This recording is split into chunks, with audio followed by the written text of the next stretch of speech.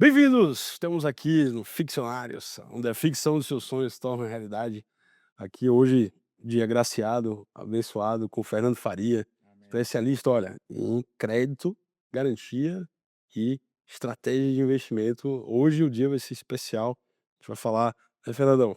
Investimento com captação de crédito abaixo aqui da realidade do Brasil, tá? Não é juros Selic, não. É juros com oportunidade de fato de geração de receita também financeira. Ele falou: "Não, gratidão, irmão. Vamos pra cima. Mu Conta aí um pouco da tua história, irmão, pra gente entender como juntar essas 3 pontas aí, crédito, garantia e investimento". Maravilha. Eu agradeço a oportunidade de estar aqui com você. A gente se conhece há alguns anos, né, mas ultimamente a gente vem, se aproximando e estando mais presente. E é assim que geram negócios, geram projetos, geram ideias. Eu sou Energia, né. energia, né. Eu tenho 14 anos nessa área. Num primeiro momento eu trabalhava só com a parte de crédito estruturado para empresas, tá. E como eu comecei a analisar o mercado, o crédito ele não anda sozinho se você não tem uma boa garantia e investimento também. Uhum, Porque o crédito, como a maioria das pessoas conhecem, qual que é? Você toma o crédito e aí você não tem as possibilidades ou conhecimento para usufruir desse crédito e ter taxas, como você falou, uhum. não é 20, 25%, 30%, como eu já vi em muitos fundos e FDICs. O que eu mais vejo hoje nas empresas é as empresas antecipando seus recebíveis e tendo o sócio como FDIC. Mas como a operação gera um caixa, Sim. ele acaba não sentindo isso daí. E aí eu entro nessa empresa, otimizo o fluxo de caixa dele e faço essa economia, né, da operação, do custo efetivo da operação, voltar para a empresa em forma de investimento. Então é uma dinâmica, que Uhum. você conhece muito bem, que é essa dinâmica de a gente entrar e fazer toda essa análise técnica e consultiva para os empresários. É a estratégia dos grandes para os pequenos e os médios. Exatamente. Os grandes eles, têm um movimento já de ter o próprio banco ou uma estrutura fundiária, né, um É. fundo próprio. Os grandes, a partir aí de US$ 100 milhões já operam nesse formato, né. Agora trazer essa mesma estratégia, essa mesma solução para quem é pequeno ou de médio porte ou até pessoas físicas, né, Fernando, é o grande desafio, a gente trazer essa estratégia dos whales, né, das baleias para os pequenos peixes e também os médios, né. Eu sou não assim, quando a gente fala de pequenos, na verdade o cara às vezes nem é muito pequeno, é que ele desconhece mesmo. Verdade. Então, por exemplo, eu tenho um amigo, advogado, que já, acumulou uma pequena fortuna, só que ele é tratado como se estivesse no mercado, normal. Então, vai tomar crédito, tem taxas Uhum. que ele poderia otimizar essas taxas, né, tendo um atendimento num banco, mas não, então ele não usufrui do que ele construiu na vida dele. Então a conta muitas vezes para uns caras desse, é assim: "Ah, deixa eu pegar desse jeito mesmo", porque como entra dinheiro na renda ativa dele, ele não se importa muito. Mas a gente pode dobrar a velocidade de acúmulo e riqueza e patrimônio desse cara, somente mudando algumas coisas no na parte do crédito, Uhum. né, é isso. É, como os americanos falam, né, é sair do shark loans, dos Exatamente. empréstimos de tubarão. É, A gente, como empreendedor, tem que entender que no mercado de crédito você precisa de histórico. O meu avô falava, né, que você tem que subir a um monte para a oração ser melhor atendida. Mesma coisa com o banco. Quando você está com faturamento alto, quando você está no ápice aqui do cume, né, com o faturamento da sua empresa é, bem, é nesse momento que você tem que pegar crédito. E exatamente. no Brasil é o contrário, É o o cara contrário. O cara a visão do cara que tem um poder aquisitivo, muitas vezes ele vira e fala assim: "Não, não, eu não preciso de crédito". Mas você olha pessoas do mercado que tem 3, 4 e existe um bom consultor, uma boa assessoria jurídica ali nele, que ele é um dos maiores tomadores de crédito. E existe um mercado que você está acompanhando e você já está nessa caminhada, eu já assisti muitos podcasts seu, o agro. sim. O agro é um mercado que os bancos, os bancões, deitam e rolam em cima dos agricultores. Verdade. E um agricultor, ele pode muitas vezes ter o próprio banco dele e financiar as operações dele, mas como ele faz sempre as estratégias dele em cima das safras, Sim, e ele fala assim: "Puta, tô colocando tanto, peguei tanto, tô conseguindo pagar, então tá sobrando tanto para ele, tá bom". E na verdade a gente poderia estar, antecipando a aposentadoria desse cara. verdade. Somente mudando pequenos detalhes. E você vai falar também, né, que eu vi que você estava num projeto aí, juros de 6 a 15% internacional, como é que é isso? Olha, a gente fala que no agro, a minha família vem desse segmento e a gente tem que hoje tocar berrante e ao mesmo tempo falar com a Faria Lima e com o IA, com inteligência artificial. É.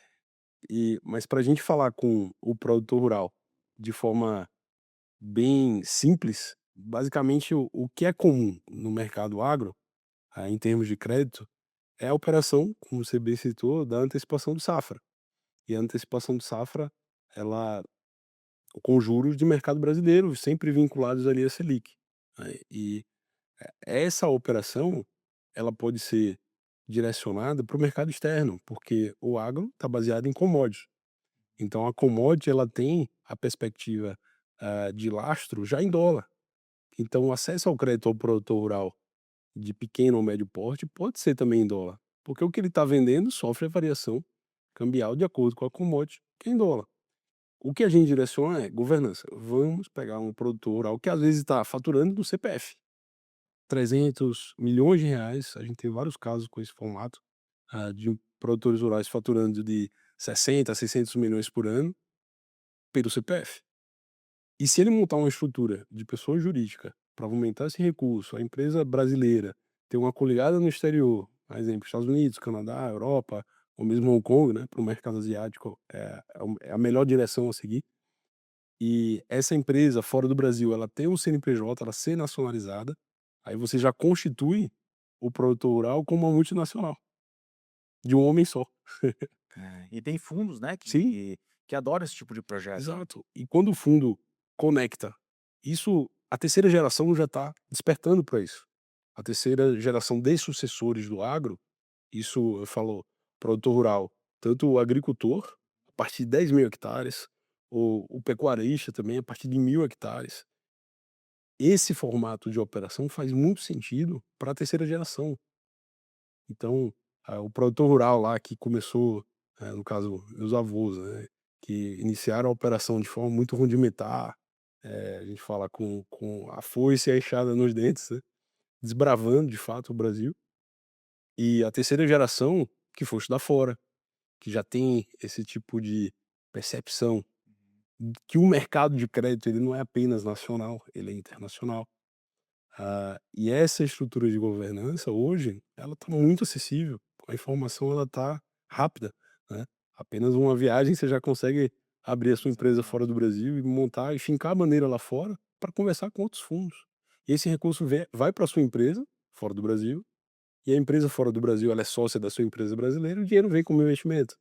Então a gente foca esse tipo de estrutura de captação de investimento. Parece algo muito complicado, mas, são oportunidades que basta, ter o know-how, né, que Sim, você tem, para entender. E um ponto acho que principal, na área de crédito, é o relacionamento. Muitas vezes cria um certo conflito, né, você acabar pedindo algumas informações para um agricultor ou mesmo para um empresário, porque ele não te conhece. verdade. E no mercado, nós estamos aqui em São Paulo, parece que é uma cidade grande, mas a Faria Lima está aqui do lado. A gente fala 3, 4 amigos em comum, você vai chegando e vai conectando. Isso é muito importante. Quando a gente faz, por exemplo, um check-up 360 na empresa do cara, esse check-up é grátis, Uhum, não custa. Basta só você quebrar um pouco a barreira, e hoje com inteligência artificial, você coloca o nome das pessoas na inteligência e faz uma própria gestão de risco ali para quem você está começando a conversar, que isso está cada vez mais comum, uhum, né, existem grandes escritórios aí que antes de você sentar com eles, eles fazem uma pesquisa sobre o seu CPF, descobrem se você vai ter a oportunidade de pelo menos conversar com eles, né. Sim, Eu acho muito importante isso daí. Quebrando essa primeira barreira, são só benefícios. Quando eu entro numa empresa e componho um eixo financeiro para essa empresa e mostro para ela com volume, com investimentos, com por exemplo, existe uma modalidade de crédito colateral, pouca gente fala isso. E é um crédito maravilhoso. Tem clientes meus que pegaram a 4, 5% aqui dentro do Brasil, ao ano. ao ano, né. E como é que você consegue? Não, você não vai conseguir com o seu assessor de investimento. Sabe por quê? Porque existe um conflito de interesse. Perfeito. Eu acredito que hoje por isso que os family offices, né, com Fee-Base, estão crescendo muito no Brasil. E tem um outro movimento muito bacana também, empresas que usam tecnologias, que ela está plugada em várias instituições financeiras, Safra, Bradesco, bom, enfim, todos os bancões, e ali você com uma transparência, você enxerga todas as oportunidades de investimentos. E você tem bankers que te acompanham em todo o processo. Então, quando você fala de crédito, Uhum. não é simplesmente: "Pô, vou bater o olho em você", não. É o que seu avô falava, é um histórico, é um acompanhamento, é um conhecimento e fazer um planejamento, porque o planejamento é a melhor forma de você não onerar seu caixa, Perfeito. você programar as aquisições futuras, tá certo? Com um crédito bem Uhum. estruturado, e mantendo e preservando o seu investimento, que isso é a base. Você pode diversificar seus investimentos aqui no Brasil, né, tem muita gente que fala de política e tal, e Uhum. acabam jogando, os investimentos um pouco para fora, né, offshore. E quando você tem toda essa estrutura conectada para te gerar mais caixa aqui, você fica com uma tranquilidade, sabe aquele Uhum. trabalho de dever cumprido, que você vai, chega em casa e tá tudo tranquilo, as contas estão pagas, é essa sensação, não essa correria que o brasileiro está acostumado de pagar, como é que fala aquele ditado? E pagar a janta, como é que é? Você paga a janta no dia anterior para o almoço do dia seguinte, Sim, alguma coisa assim. Então, assim, o planejamento é fundamental e o planejamento não custa caro. verdade. Eu tenho uma informação, um dado, muito interessante do Banco Central, que ele conseguiu direcionar o percentual de 63% das empresas que estão em fase de recuperação judicial, elas realizaram nos últimos 3 a 6 anos operações de autofinanciamento. Essas empresas que estão em situação hoje, 63%, né, das empresas que estão em situação de recuperação judicial, elas nos últimos 3 6 anos tinham a oportunidade de fluxo de caixa, ah, positivo, de fechar uma parceria com a instituição financeira para investir em automação, investir em expansão, só que elas optaram por usar recurso próprio, recurso do caixa, se autofinanciar. Esse dinheiro, o dinheiro, da empresa que está vinculado à margem dela, é um dinheiro caro. Imagina, cara. O dinheiro que ele tem que ser direcionado é o dinheiro da instituição financeira de fato. Se a empresa quer investir em automação, quer investir em expansão, ela tem que procurar um parceiro estratégico no mercado financeiro. Esse parceiro pode ser um banco, um fundo ou um sócio investidor. Então, esse trabalho de captação do parceiro investidor ou financiador, ele não pode ser um trabalho restrito às fronteiras nacionais. Você tem que expandir como empreendedor a sua percepção de horizonte internacional. Você tem que ir para o mercado internacional de crédito de fato, É. tem que ficar a bandeira lá fora. E também analisar operações aqui no mercado interno com parceiros estratégicos, porque tem opções. Esse é o ponto até que eu quero enveredar, Fernando, que você é especialista nesse ponto, de estrutura de garantia aqui no Brasil, para a gente acessar esse crédito Lá a fora. 3, 4, 5, 6% aqui ainda dentro do Brasil e depois operar E é real, com a né, e composição é real, sim, não é assim um sonho que se torna muito oneroso, burocrático, não. Existe, claro, um procedimento que você instaura dentro de um sistema, porque as coisas lá fora caminham de uma forma, né, uhum, muito com muitos detalhes, mas não é impossível você ter Uhum. acesso a esse crédito. E tem fundos lá fora que querem investir aqui. Atividades essenciais, principalmente em situações de crise geopolítica, né, empresa essencial no Brasil é o principal direcionamento para fundos internacionais aportarem. Então, empresas do agro, alimentícias, metalúrgicas, farmacêuticas, tecnologia, infraestrutura, são empresas extremamente elegíveis a essas operações internacionais. Mas aqui no Brasil, Fernando, vamos pensar em operações de atacado e varejo, por exemplo. Uhum. Faz sentido um empreendedor ele focar numa captação com garantia real própria, com essas estruturas nacionais? Faz sentido, desde que seja de uma forma, planejada. Você não pode, por exemplo, tá chegando lá, igual você falou da RJ, né. Sim, RJ é o último suspiro de uma empresa antes de ter a falência, né, me corrija se eu estiver errado. Existem momentos que você já começa a prever, o empresário, ele já começa a sentir que alguma coisa está caminhando, e aí ele vai usando recursos próprios.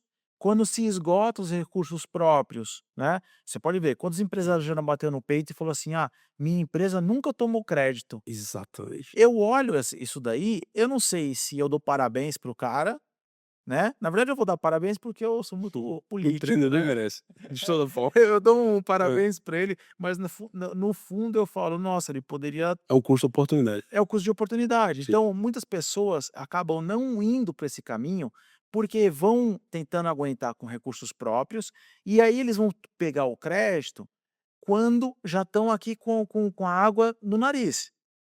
E quando chega essa situação, quem usufrui desse mercado?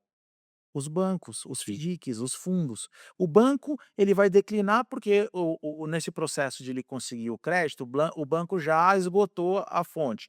Aí ele vai para um fundo. Fundo, 20, geralmente é 1,19, 1,20, 1,40 mais IPCA. sim, Depois você tem os famosos home equities, que por mais que sejam envelopados de uma situação, na verdade o home equity para mim, muitas vezes, ele é feito para você perder o imóvel, tá. Existem umas operações estruturadas que eu já fiz, e eu aviso o meu cliente sobre os riscos, tá, que são as famosas bullet, que você paga só os juros e lá na frente você paga o principal. uhum. E várias pessoas quebraram, e perderam grandes imóveis, grandes patrimônios com isso. Então, qual que é a grande lição desses 14 anos? Que você tem que baixar um pouquinho a guarda, deixar empresas, com uma idoneidade, com uma tem muitos recursos aí, você pode pesquisar sobre as pessoas, bater um papo, porque você fazer um check-up dentro da sua empresa, né, sem conflito de interesses, é muito interessante, porque você começa a planejar Sim, o que os próximos anos da sua empresa. Tem uns temas também, né, que você já viu vários projetos, que é a parte tributária, que sim, muitas vezes, por exemplo, o cara ele está no CPF dele e na verdade ele poderia estar economizando aí quantos por cento? Quantos por cento ele poderia estar pegando um dinheiro, de fora? Tem operações que eu já vi de projetos maravilhosos, que o cara não coloca nada do bolso dele, é só no êxito. sim. Então com o êxito você tem um faturamento. Isso para mim não tem nada melhor que isso, né. Imagina, é tipo aquela prova dos 7 dias, né, você Uhum. compra um produto, testa 7 dias e vou devolver. Sim. Um paradoxo, até um estudo de caso que eu acho bem interessante, no caso do atacadista ou varejista, né, ele comprar ou investir em um centro de distribuição logística próprio.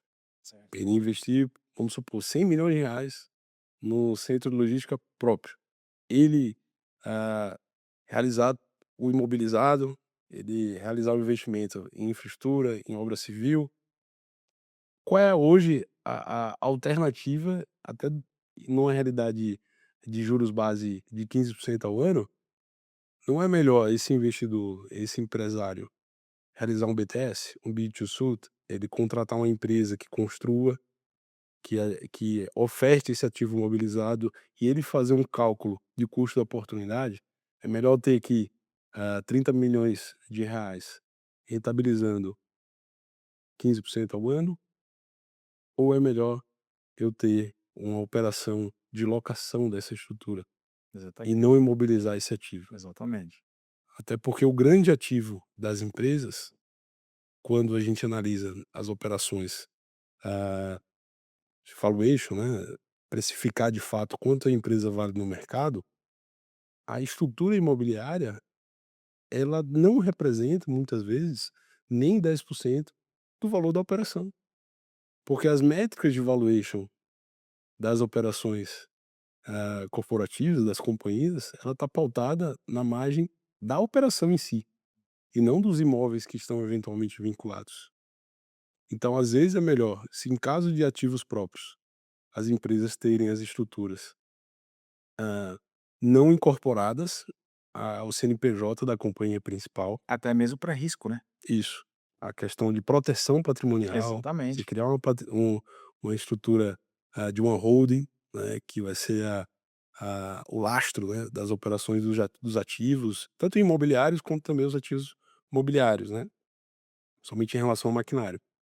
E o empreendedor, ele pode, né, até do ponto de vista contábil fiscal, como estratégia, econômico-tributária, esses ativos estarem como despesas dentro da operação. A carga tributária dele vai reduzir. Exatamente, se ele tiver num lucro real, né. Isso. E a melhor opção dele, ao invés de hoje no Brasil agora dividendo é tributado.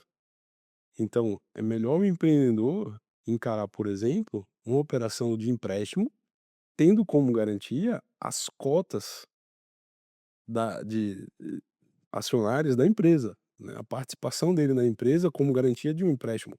Hoje, do ponto de vista tributário, essa estratégia, inclusive, ela é muito, comum, né, em operações de empresas que têm o o capital aberto, na bolsa, né, seja aqui no Brasil ou fora. O Elon Musk, por exemplo, ele não tem distribuição de dividendos na operação dele. Quando ele precisa de recurso para fins, particulares, ele faz um empréstimo da pessoa física com a participação dele das As empresas como ações. garantia. É, Isso é uma estratégia fiscal relevante, né. E eu sempre vejo alguns empresários, principalmente industriais, agropecuaristas, focando em investimento nas operações com capital próprio, focando em imobilizado. E esse movimento, tanto, da utilização dos ativos de forma apartada ao grupo econômico de fato, ou a utilização, de, mecanismos de endividamento ou de financiamento para reinvestir na empresa, e isso tudo dentro de uma estratégia econômico-tributária focada na redução, da margem da operação, né, porque é fato gerador de imposto. é. A empresa ela precisa realmente identificar o que ela pode, converter em despesa, para reduzir a base de cálculo de diversos tributos, E como aumentar a sua margem, né, e que hoje as da mar operação, né. da operação. Perfeito. Você aumentando a sua margem, você pode ter vários, ou seja, você pode otimizar a sua operação. Parece que é algo muito complicado, mas não é. O que vale a pena identificar nesse primeiro momento, assim, quando existe uma consulta, eh, é dizer para o interessado que é grátis, não tem custo para ele fazer essa identificação. Porque muitas pessoas que têm um poder aquisitivo, assim, super alto, eles são assediados de todos os lados, tá. Vou te contar uma história, que eu fui visitar eu queria que ele fosse meu cliente, mas ele não foi, tá. Não foi porque um grande figurão aí dos bancos, né, fazia mensagem via vídeo para ele, até que eu não vou falar o nome, e ele chegou num determinado momento da negociação que ele falou assim: "Não, mas, ó, fulano de tal", e me mostrou o vídeo do cara, né, falando assim: Hum. "Ô fulano, como é que você tá? Tudo bom? Faz tempo, vem tomar um café comigo aqui". Aí eu virei para ele e falei assim: "Posso ser sincero com você? Essa mensagem desse cara famoso, tá, não é grátis. Eu identifiquei na sua operação aqui que o dinheiro que ele está antecipando para você, ou está te emprestando, poderia estar no seu bolso. Mas por uma questão de ego, talvez, né? Ah, fulano de tal me trata. Mas é isso. É você não se deixar seduzir, porque se você está numa instituição X ou Y, você tem que pensar na sua operação, em como você consegue aumentar sua margem líquida. Essa que é a grande questão. E para isso, você tem que colocar todos os seus esforços. Não adianta você fazer muito dinheiro e ter uma operação automaticamente ela está diminuindo Que a não sua tem margem. fluxo de caixa livre. É isso. Exatamente, que não tem fluxo de caixa, é uma falsa sensação. Eu Uhum. brinco que é igual o cara quando abre um posto de gasolina, ele tem que pagar a gasolina à vista, beleza? Senão o posto não entrega. Tá bom, ele vai lá, abriu, pagou à vista, aí quando ele começa a vender gasolina, começa a entrar tanto dinheiro no Sim. caixa dele, que ele se perde, ele vai lá, compra um carro, compra não sei o quê, compra não sei o quê, pô, tô ganhando pra mas aí no próximo tanque, ele tem que pagar à vista, e cadê o dinheiro? É, Entende? sim, Então quando você essa é uma analogia muito legal e é um negócio que é real, tá? sim. Por isso que você vê tantos postos fechando, tantos postos tendo intervenção da própria, concessionária, né, uma Ipiranga, uma Shell, Uhum. querendo não entregando mais, aí tem que ir pra bandeira branca, enfim. Então, nem sempre quando o seu faturamento está muito alto, significa que você está tendo lucro nessa operação. Quantas vezes eu já identifiquei que o cara: "Ah, eu preciso faturar, faturar, faturar". Não é só isso. Não é só faturar, aumentar a receita, porque às vezes você aumentando a sua receita, você pode ter uma despesa que aumenta, junto. Sim, Então esses projetos que a gente, encara, a gente consegue otimizar e identificar. sim. E mais uma vez, grátis, né. Perfeito. E é interessante a gente ver, né, quando a gente comunica uma estratégia, seja ela econômica ou jurídica, ela tem que ter o foco no fluxo de caixa livre da operação. Dar exemplo prático, a gente quando vai analisar, por exemplo, vamos, utilizar como exemplo uma reunião que a gente fez ontem, né, ah, tem um investidor bilionário, tá, o investidor bilionário, ele quer operações que rentabilizem em termos de faturamento, né, que tenham um faturamento superior a 100 milhões ano. Vamos considerar aí uma operação, hã, na área alimentícia, né, que de uma indústria alimentícia que fatura mais de 100 milhões ano. Que é essencial. Isso, que é uma atividade essencial. Ela tem uma margem provavelmente, pegando com média no Brasil, indústria alimentícia aí de 12% de EBITDA, de margem de lucro líquido. Vamos considerar que esse EBITDA está ajustado, ou seja, que o lucro líquido da operação seja de fato 12% doze ao por ano. cento ao ano, tá. Depois de um ano, faturou 100 milhões, teve lá 12 milhões de fluxo de caixa livre. Esse 12 milhões, é o que eu pergunto sempre aos industriais, ele deve ir para ser reinvestido de fato na empresa, direto, vamos comprar, maquinário, vamos investir em mídia, vamos fazer um direcionamento, de reinvestimento de 100% desse valor. Uhum. Lembrando que ele tem um custo da oportunidade, né, ele tem uma margem de lucro líquido 12%. 12%, certo.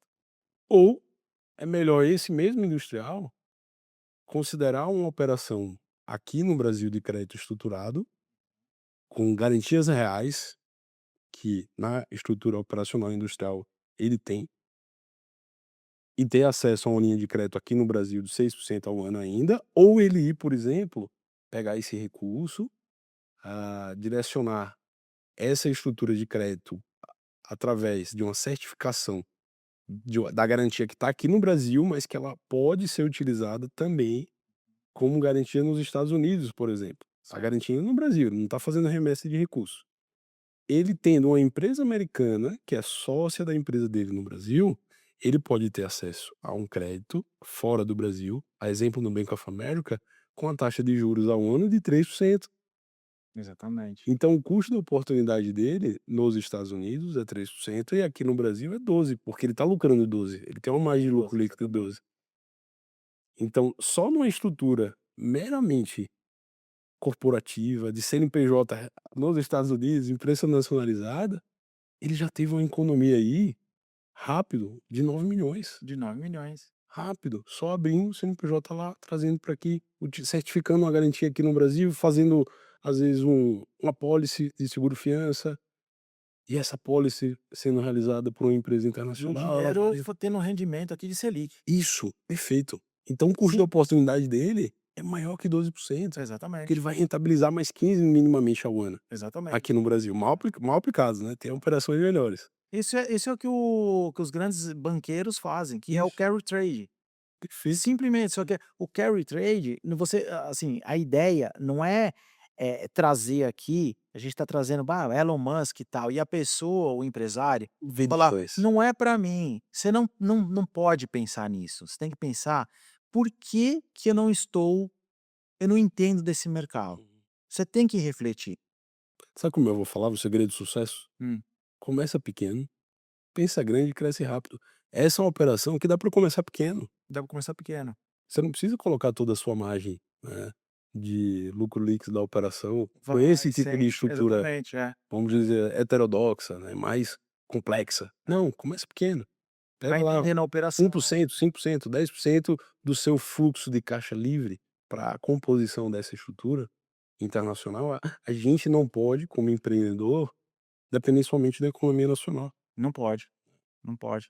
Você tem que escalar, né, foi até uma conversa que a gente teve, a gente tem existem alguns produtos que a gente não pode se restringir ao mercado brasileiro, porque ele não nós não sabemos o que que pode acontecer aqui no Brasil, principalmente porque nós somos muito suscetíveis a eleições, a taxa de juros, aos movimentos, né, da política. Tudo isso influencia na hora que você vai tomar decisões. Existem, grandes escritórios aí que assinam, né, a Bloomberg, né, Uhum. assinam esses grandes Sim. coisas para ter uma referência e se basear ali Uhum. politicamente. E você ter uma posição, uma estrutura lá fora, preserva você aqui, Sim. e está no seu alcance. Empresas a partir de quanto mais ou menos para o pessoal que está ouvindo Uhum. a gente. A métrica é faturou acima de R$ 10 milhões, governança é sobrevivência.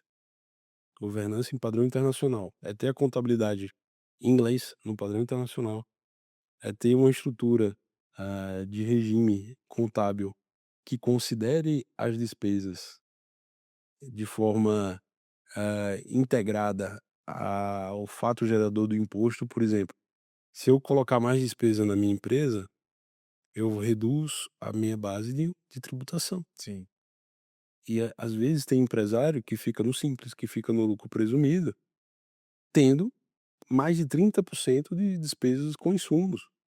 É um absurdo, Exatamente, é um absurdo. é um absurdo. E fora bitributação, Isso. fora, tem lá, se for produto tem ICMS, Hum, enfim, tem vários que você tá oculto, tem até mesmo, aquela parte que da nota mesmo, né, do ajuste fiscal do produto que o cara vende. sim, Quantas vezes você já viu o empresário sendo tributado numa nota fiscal que ele poderia estar num regime, perfeito. né, mais E o baixo? e o conhecimento, né, Fernando, é poder. A gente está falando aqui de empresas com faturamento acima de 10 milhões ano, mas calma, hoje 90% dos clientes, dos parceiros que a gente tem, são interlocutores, são advogados, contadores, consultores. Hoje no Brasil a gente tem quase 3 milhões de advogados, 1 milhão de contadores, 3 milhões de agentes de investimentos, mais 3 milhões de consultores corporativos. Então a gente tem um universo no Brasil, provavelmente, de 15 a 21 milhões de interlocutores de grandes empresas, de empresas com faturamento superior a R$ 10 milhões. No Exatamente. Brasil são 177 mil empresas com faturamento acima de R$ 10 milhões.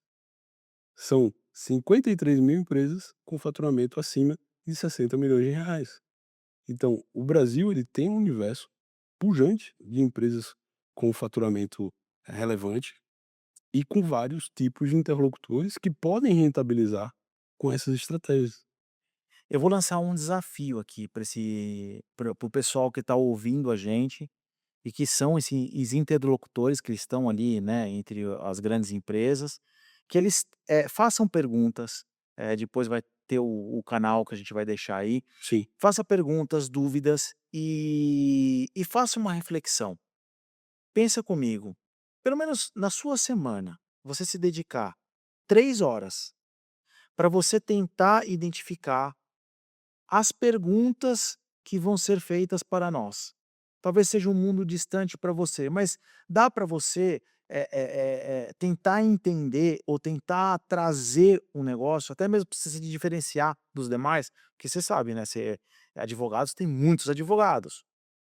Eu sei que a vida, né, o cotidiano de um advogado de uma grande empresa, muitas vezes ele não tem tempo nem para respirar. Verdade. Mas 3 horinhas na semana, eu quero que você, o advogado, ele pare, pense, ou mesmo interlocutores, igual você falou, pessoas que estão aí no mercado e que consigam enxergar uma margem, uma oportunidade com o seu com essa empresa. Uhum. Essas perguntas vocês podem mandar para a gente, que a gente vai tentar ajudá-los a te direcionar para um caminho que pode ter um mar de oportunidades. Verdade. Porque quando a pessoa fala de Selic, de governo, as pessoas ficam muito preocupadas: "Puta, eu vou segurar aqui Uhum. para depois da eleição", né. Mas a gente tem as atividades essenciais. As atividades essenciais, como o próprio nome diz, a etimologia do nome, essencial. Não importa a política, não importa nada, sempre vai Uhum. ser essencial. E você falou que tem fundos, e é verdade, tem fundos que querem investir nas atividades essenciais. Uhum. E tem tipos de fundos vocacionados para operações, de expansão ou operações estressadas. Em inglês eles chamam de voucher funds, os fundos abutres, né, de operações que já estão para morrer, Operação Lázaro. Não, mas tem fundos que estão dispostos também a recuperar, empresas que estão em fase de estagnação, por não automação, por não absorção de tecnologia. A gente falando sobre o mercado agro, é bom dar exemplo, né, a gente com tecnologia pode aumentar em 6 vezes o faturamento de uma fazenda. Nossa, legal. Eu vi um Hoje projeto, né, aham, bem legal, né, o Biofeed. isso. A Biofeed é uma das empresas do Brasil, que operam hoje em parceria, com a RWB, que é uma das empresas investidas, do nosso grupo, que a gente prepara a fazenda extensiva, de gado extensivo, para que ela seja confinada, né, que o gado seja, confinado, que a fazenda seja intensiva e libere 90% da fazenda para agricultura. Legal. E no Brasil você tem agricultura de alto valor agregado, como o café, o girassol, o coco, ou você tem a opção de ter 3 safras, como a soja, o algodão, o milho. Então o Brasil é o único dos países do mundo que você pode operar com 3 safras no ano. Ou ter um cultivo de alto valor agregado e às vezes na mesma região. Na mesma região, com a E é mesma terra, com tudo. isso, e manter a operação com o faturamento atual, por exemplo, do pecuarista e aumentar aí 3 anos, 6 vezes o faturamento. Isso envolve, claro, tecnologia e investimento. Esse investimento ele pode vir no formato de parceria agrícola. O fundo ele coloca o dinheiro e sobre o investimento, o que for gerado de lucro, de novo resultado, que a gente chama de dinheiro novo, 25% normalmente vai para o fazendeiro. Então ele mantém o faturamento dele, a fazenda intensiva ainda tem normalmente de 15 a 30% de ganho de peso e de faturamento por conta dessa estrutura como é a tecnologia, e ele ainda vai ter participação de mais 25% sobre esse dinheiro novo, na operação originária. E ainda tem esse tema, eu sou aficionado por ele, que é a renda sobre ativos ambientais. Hoje as fazendas no Brasil, esse dado é muito interessante. O Brasil tem 9% do território nacional com terras agricultáveis. A Europa chega a 60% do território europeu com terras agricultáveis. Os Estados Unidos é 15%. Então, muitos ambientalistas vêm falar: "Ah, o Brasil não tem uma política de conservação". Claro que tem. A gente só utiliza 9% do nosso território para agricultura, e todas as fazendas no Brasil, principalmente na região sudeste, centro-oeste, nordeste, elas são obrigadas a manter pelo menos 35% de reserva de floresta legal. A fazenda tem que pegar Preservação. mais de um terço da fazenda É, e preservar. exatamente. E quando a gente vai para o norte do Brasil, é o inverso. No norte do Brasil, 65% da fazenda tem que ser preservada em área de reserva de floresta legal. E como é que o produtor rural rentabiliza esse ativo ambiental que muitas vezes só dá prejuízo, Fernando? É, Uhum. nessa dinâmica, né, se tiver agricultor ou pecuarista escutando a gente, É. cada vez que ele for reclamar de alguma situação, ele faça uma pergunta: "Como eu posso otimizar os meus ganhos nessa terra?". Uhum. Muitas vezes ele vai pensar: "Vou arrendar", mas você não precisa arrendar, existem outras formas. Sim. A forma é escutar, é estar um pouquinho mais aberto, né. Eu sei que é muito complicado, porque o povo agro, o pessoal do Uhum. agro, ele é muito difícil de você, eh, Inovar. implementar com Sim. inovação, exatamente, né. Ele está acostumado já com um padrão que muitas vezes dá certo e muitas vezes dá errado. Então se a gente pegar dados aí de inadimplência no agro, bate recordes no Brasil. Vai chegar a 1 trilhão em endividamento do agro esse ano. Exatamente. Então, a cada vez que você for pegar um crédito, ou você for fazer uma reclamação do que está acontecendo, porque choveu Uhum. por safra Sim. e tal, você pense que existem fundos internacionais querendo fazer aportes na sua propriedade. Sim. E como você tem acesso a isso? Você pode mandar um questionamento para a gente. Claro. É simples. Uhum. Você pega lá, manda um questionamento, nós não vamos te cobrar nada por isso, né? Sim. Vamos falar das oportunidades que existem, e é isso, tá um pouquinho mais aberto. E no ramo empresarial também, Uhum. né. Então a gente tem, estruturas que, por exemplo, hoje você tem aquela parte que eu vejo muito e sou usuário, Uhum. tá, das experiências Ecoturismo. ecoturismo, né, que eu acho Sim. fantástico. E na verdade o ecoturismo hoje, né, por exemplo, você tem um grande vamos imaginar que exista um terreno vago na Faria Lima, né. Uhum. O cara que é o terrenista, que é o dono do terreno, tá, ele vai chegar uma oportunidade de uma construtora provavelmente, e vai falar assim: "Olha, te dou metade do imóvel, ou te dou tanto". Na parte do agro também dá para fazer isso, né. Sim. Hoje a gente tem o direcionamento de viabilizar de forma ampla a fazenda, e ainda mais se ela estiver perto de algumas das pérolas do Brasil. A gente fala, ainda continuando sobre os ativos ambientais, né, em termos de ativos ambientais, a empresa agro, né, é o fazendeiro que tem lá uma área de reserva de floresta legal, ah seja aqui no centro-oeste, sudeste, nordeste, tem que ser preservado no mínimo 35%, ou no norte tem que ser preservado 65%. Ele pode primeiro fazer o manejo ambiental, que é fazer o extrativismo dessas árvores, renovando a floresta, fazendo compensação. Ele faz o extrativismo, ele retira uma árvore e planta outra. Essa análise, inclusive, ela é biorreferenciada. Hoje você pode colocar uma torre com 4G, 5G, com um drone DOC para fazer um monitoramento em tempo real dessas áreas. O manejo ambiental é a primeira fonte de receita do produtor rural. A segunda fonte de receita é a CPR Verde, a cédula de produto rural, que ela pode ser utilizada como garantia em operações de captação de investimento, inclusive com fundos fora do Brasil, que é um ativo lastreado na Bolsa de Valores que tem um código ISIN, que é um código de ativo financeiro internacional. É o International Security Identification Number. Aí o ISIN ele pode ser utilizado como garantia em operações com captação de investimento a CPR Verde fora do Brasil. Olha aí, olha a E coisa e a terceira forma é o que é mais polêmico, né, que é o crédito carbono. O pode crédito ficar bom. carbono hoje, É, ele demora em torno de 3 a 6 anos para ser pago, em média.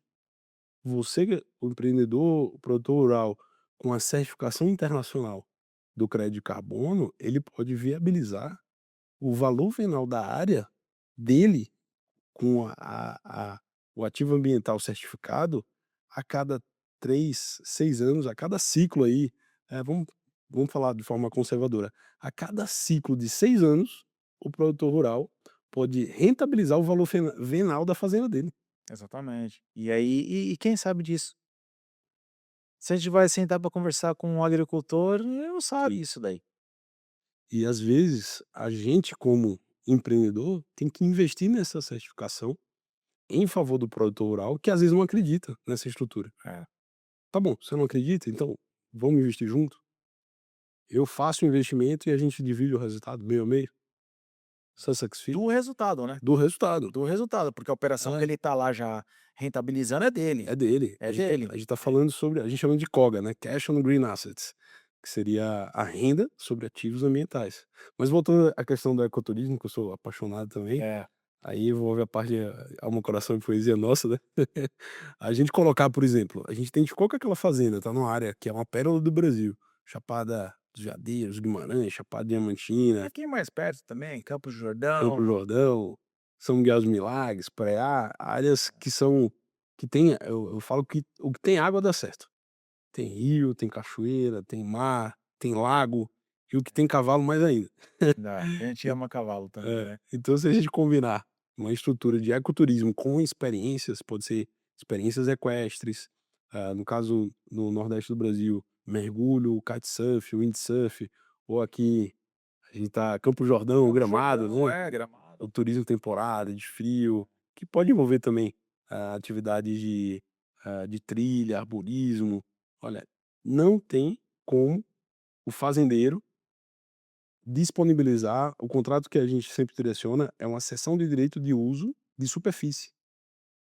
Então, a titularidade fica com o proprietário, que ele pode inclusive utilizar, parte dessa área, né, desmembrada como garantias e utilizar essas garantias para investir em safras, em cultivos com maior valor agregado.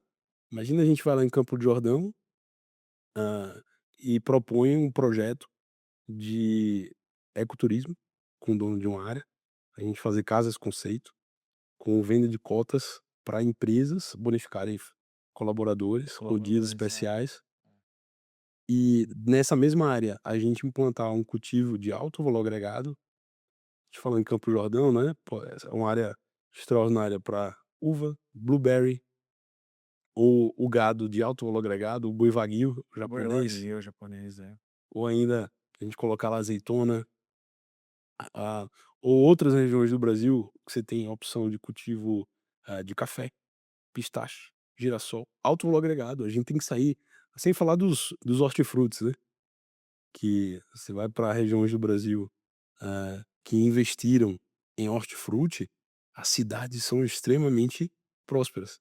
Olha aí. Você vai para, em Recife, né, que a gente chama a Dubai do sertão, né, você vai para Petrolina, você vai para, Paulo Afonso, Mossoró, Piranhas, são cidades, a mesma Arapiraca, né, Alagoas, aqui mais próximo, a gente vai em cidades como Itu, eh, a Indaiatuba, cidades que têm cultivos, São José dos Campos. São José dos Campos, de alto valor agregado. Você vê todos esses cultivos que a gente citou nessas regiões. Então quer dizer então, vamos supor, eu sou de uma família patrimonialista, Perfeito. vivendo por nada, e tenho uma área em Campos do Jordão, São José dos Campos, uma área Uhum, que eu posso ter o interesse de falar assim: "Puta, o que que eu vou fazer com essa área?". uhum, E tem as questões, né, de preservação, tem vários impeditivos aí. Eu poderia trazer um projeto assim, claro, é o landowner, né, é o e eu continuaria sendo dono. terrenista, perfeito.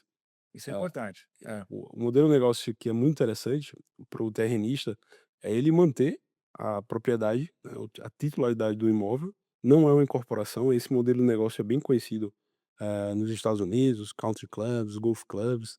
O dono da área mantém a titularidade e a gente implementa um projeto de cessão de direito de uso, normalmente 30 anos, com o desenvolvimento em parte da área de projetos de ecoturismo ou de cultivo de alto valor agregado. Em alguns casos, essas áreas, elas estão pagando IPTU, em alguns casos. E a Exatamente. partir do momento que a gente tem um cultivo, a gente diminui até 30 vezes o custo da operação. E eu vejo muito, empreendedores fazendo a operação de loteamento. "Não, vou fazer um loteamento", calma, E se dando loteamento, mal, né. é, A Aviação Rock lá, eu conheço várias pessoas que foram para projetos de loteamento, e se deram muito mal, tá. porque tem um custo fixo na largada.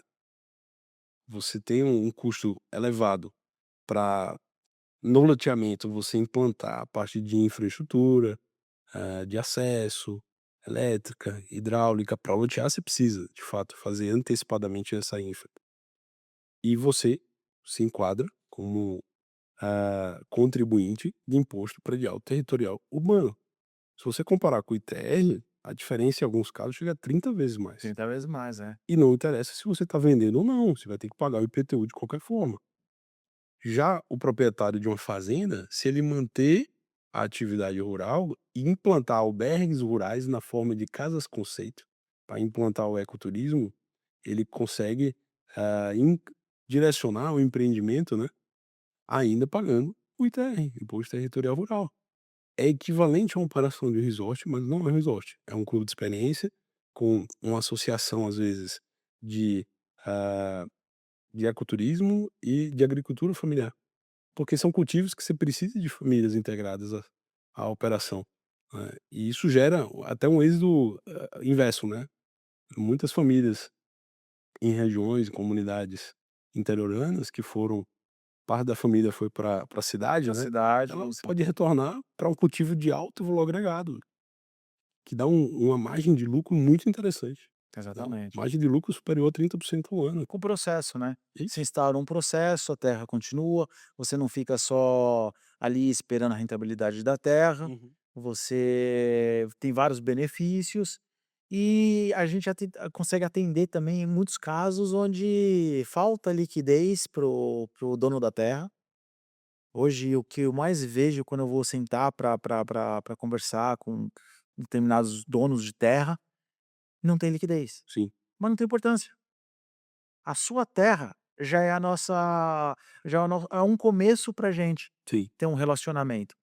Então eu acho importante isso daí, falar quando a gente fala de crédito, investimento, garantias, isso daí você não precisa para você ter crédito, tá, você não precisa necessariamente ter o ativo, né, o valor, o dinheiro investido para você ter crédito. Você pode ter um projeto, se você não tiver o projeto, você pode ter a terra numa E das gera recebíveis, né. que gera recebíveis, Uhum. né, e você pode ter taxas que você fala assim: "Puta, não é o Brasil, né".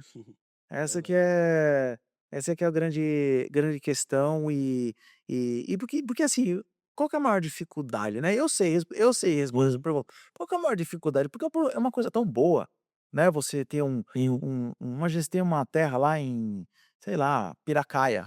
Uhum. Uma terra num lugar aí, né, outro dia eu estava, tem uma cidade, fica no vale também ali perto de Piracicaba, não sei se é Piracicaba ou São José dos Campos, mas é uma super bem frequentada. E eu fui entender por que estava tão valorizado lá, né. É porque um Uhum. político muito famoso aí tem casa lá, Sim, então assim, isso daí traz, aí você vai ver o preço do Airbnb lá, né, quando você vai consultar, relevante. são diárias, né, são de Áreas nobres. de hotéis. Sim, Então a gente se a gente identificar um perfil que tenha terras nessas pérolas, então ele pode fazer um questionamento pra gente. perfeito. Como rentabilizar gerar receita Uhum. para ele, é isso, né, Sim, para a família. perfeito. É uma sociedade de propósito específico, né, o americano ele fala como joint venture, Ah, legal. vamos fazer uma aventura de investimento conjunta. E o investidor ele absorve grande parte do risco, né. Uhum.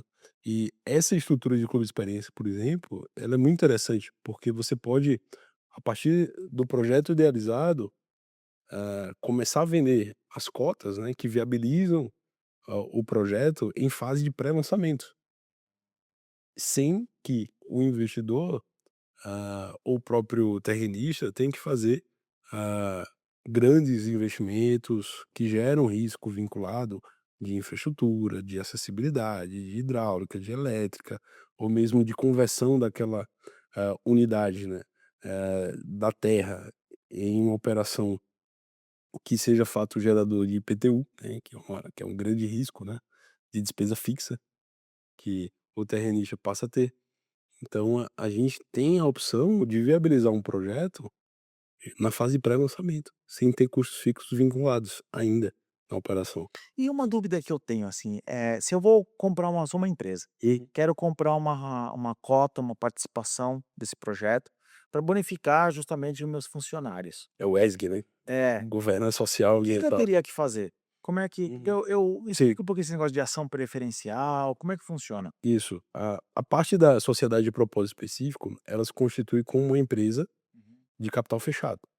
Empresa de capital SA de capital fechado, sociedade anônima de capital fechado, ela tem os acionistas ordinários, que são normalmente os fundadores da operação, e os acionistas preferenciais, que possam, ser os próprios cotistas desses clubes de experiência. Imagina então, por exemplo, um projeto, a gente falou de Campo de Jordão, né. Imagina um projeto em Campo de Jordão, com 30 casas conceitos, para uma área aí de 100.000 metros quadrados. E essas casas conceito, elas podem, de forma muito tranquila, recepcionar pelo menos 10 cotistas, e cada cotista com o direito de 30 dias por ano. Esses cotistas com 30 dias por ano, pagando, por exemplo, ah, R$ 300.000 para uma cota de 10 anos, com direito de uso de 10 anos, Fica diluída. isso. Aí você faz um cálculo aí de, quase R$ 1.000 a diária. Se ele porventura não utilizar a diária, você pode, como empresa, agora, né, SA de capital fechado, comercializar no Airbnb, essas diárias não aproveitadas pelo Aproveitadas, é. cotista, que é um acionista preferencial. Então essa venda, ela pode ser direcionada como dividendo em favor do acionista preferencial. E ele não ter uma estrutura, patrimonial de uma casa, por exemplo, Campos do Jordão, e ter toda a carga tributária vinculada a propriedade de um ativo imobiliário. Ele ser do cotista, acionista preferencial, ele pode exercer o direito dele de dividendo ou exercer o direito subsidiário de usufruto das diárias.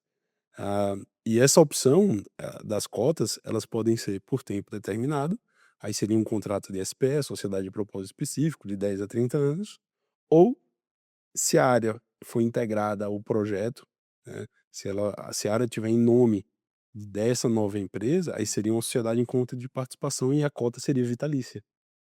Então o investidor pode pagar R$ 600.000, por exemplo, na cota, ao invés de 300.000, 10 anos, E R$ 600.000 a deixar vida para o toda, herdeiro. e deixar para os filhos, para os netos. Exatamente. E nem entra em inventário, né. Então eu sou apaixonado por esse modelo de negócio. Não é timeshare, né, não é compartilhamento de tempo, porque você é de fato um acionista preferencial, né, você tem um ativo mobiliário que pode Exatamente. ser objeto inclusive de garantia para operações de captação de investimento, de financiamento, de empréstimo para outras operações. No timeshare, o investidor, o proprietário da cota do timeshare não pode fazer isso.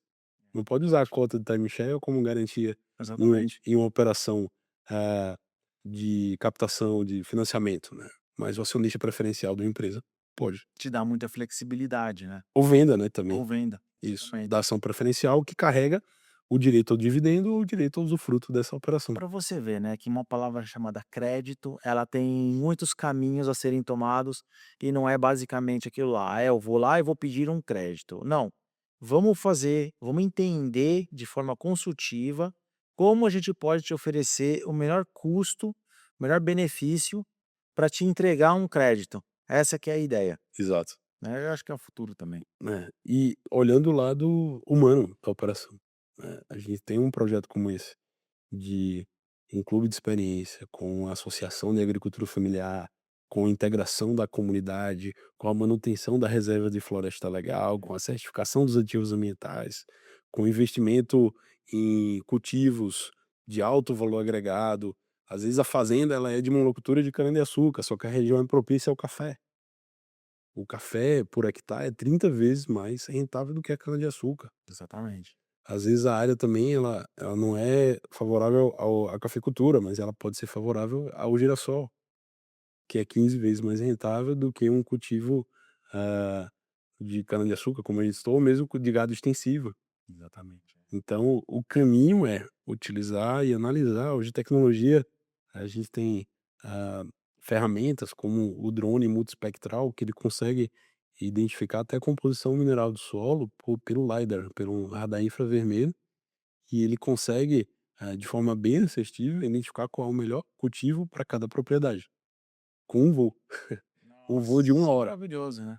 e mapeando também todos os biomas, né, que aquela região ela já agrega, já comporta ou que pode vir a usufruir. E muitas fazendas no Brasil têm, vocação de fato ao ecoturismo. Muitas propriedades no Brasil têm lagos maravilhosos, cachoeiras, operações de espeleologia, né, você fazer aquelas explorações, trilha em cavernas. Então o Brasil é muito rico, né. Isso é uma experiência, eu acredito que familiar, né. Familiar.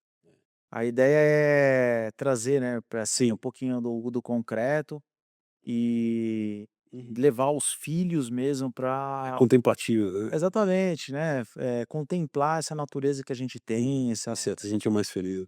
exatamente, porque às vezes você pensa assim: "Ah, vou levar meu filho para Nova York ah, legal", mas, pô, leva ele pra ele conhecer, por exemplo, fazer uma exploração de uma caverna.